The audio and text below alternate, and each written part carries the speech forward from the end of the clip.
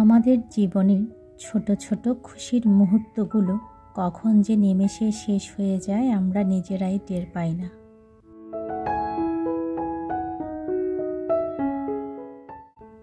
Hello everyone, কেমন আছেন সবাই? আমি রুম্পা। আমার আরও একটি নতুন ভিডিওতে আপনাদের সবাইকে স্বাগত জানাই। যারা এখন আমার ভিডিওটি দেখা শুরু করেছেন, আশা করছি আপনারা সবাই ভালো আছেন আপনাদের পরিবার নিয়ে। পরিবারের সাথে খুব সুন্দর সুন্দর মুহূর্ত কাটান যতদিন আপনি সুস্থ আছেন, আপনি নিজের চোখে সব কিছু দেখতে পাচ্ছেন। পরিবারের সবাইকে বেশি বেশি করে সময় দেন, সবাইকে খুশি রাখুন, সাথে নিজেও খুশি থাকুন, ভালো থাকুন। কেননা আমাদের জীবনে ছোট ছোট যে খুশিগুলো আছে সেগুলো কিন্তু খুব তাড়াতাড়ি শেষ হয়ে যায়। তাই সময় থাকতে অনেক বেশি স্মৃতি সঞ্চয় করে রাখুন পরবর্তীর জন্য। এটা ছিল বাবার সাথে আমরা যখন হসপিটালে ছিলাম। প্রায় 5টা রেডিওথেরাপি দেওয়ার পর আমি আর আমার সেজ বোন চট্টগ্রামের উদ্দেশ্যে রওনা হয়েছিলাম। খুব ভোরে আমাদের ট্রেন ছিল,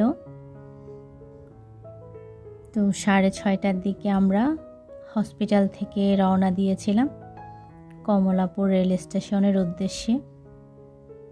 তো আমাদের ট্রেন চলে এসেছে। আমরা দু বোন হাঁটতে হাঁটতে সামনের দিকে কিছু দূর গিয়ে আমাদের ট্রেনটা খুঁজে পেলাম।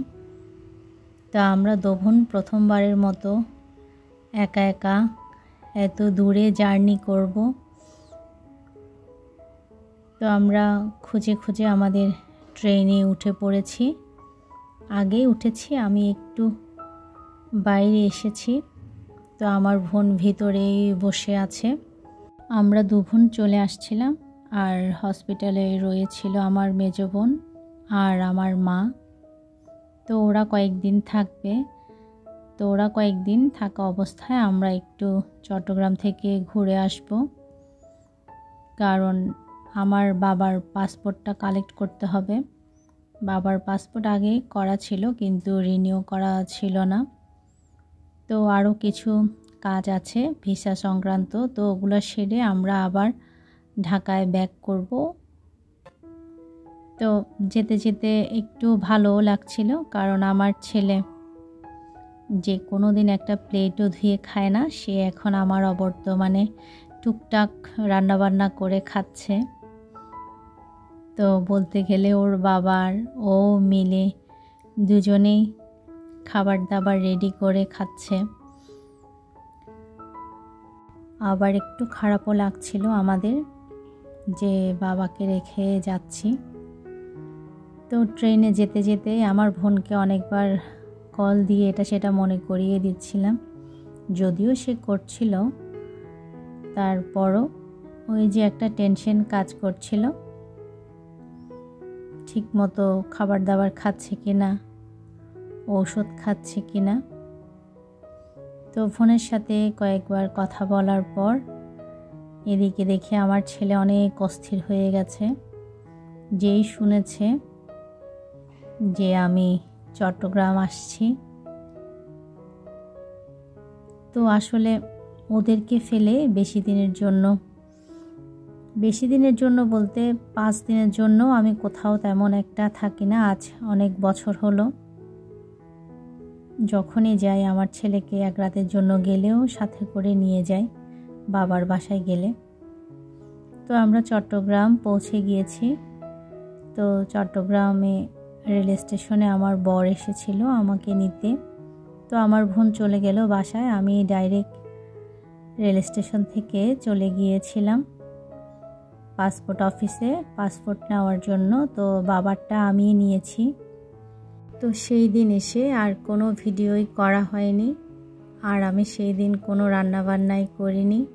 তো ওরাই আমাকে রান্নাবান্না করে খাইয়েছে দুজনে মিলে। তো ওই দিন ওভাবেই কেটে গিয়েছে আমার।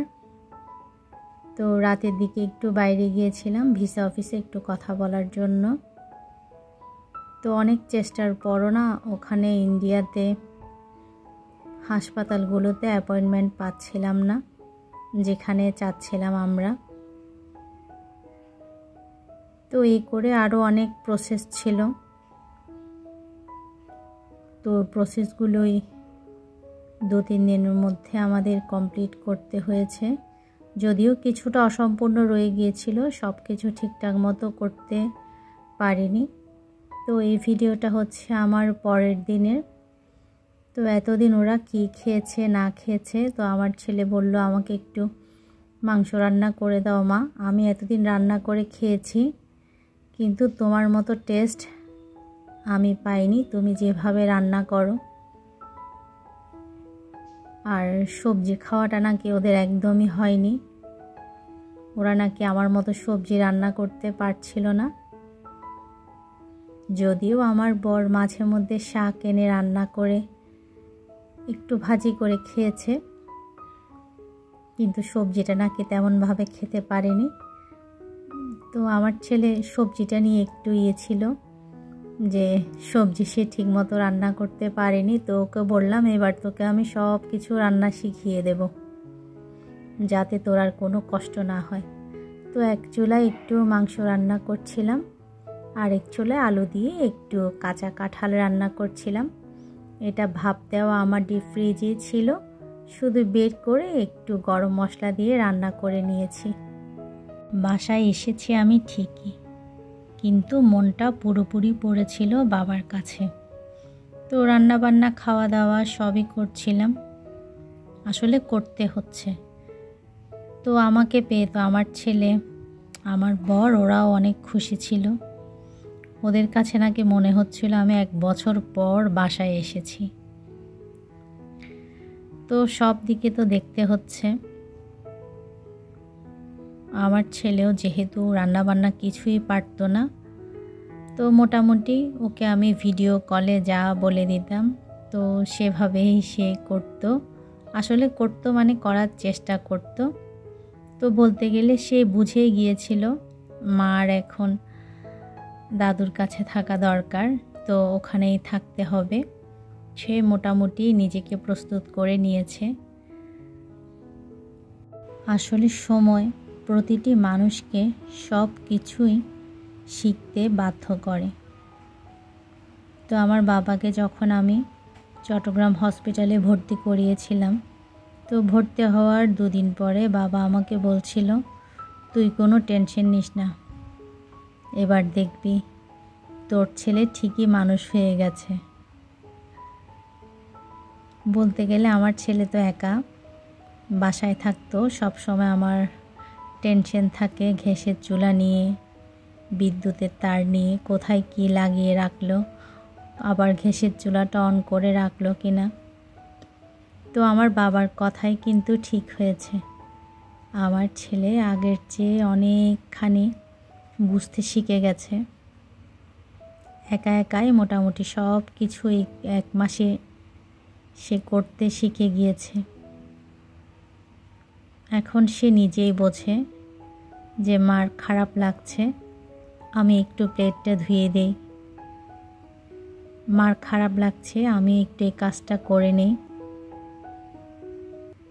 এই যে ছোট ছোট খুশিগুলো, একটা সময় হয়তোবা এর কিছুই আমার ছেলের মনে থাকবে না, কিন্তু আমি যতদিন বেঁচে থাকবো এই স্মৃতিগুলো সব সময় আমার কাছে সঞ্চয় থাকবে।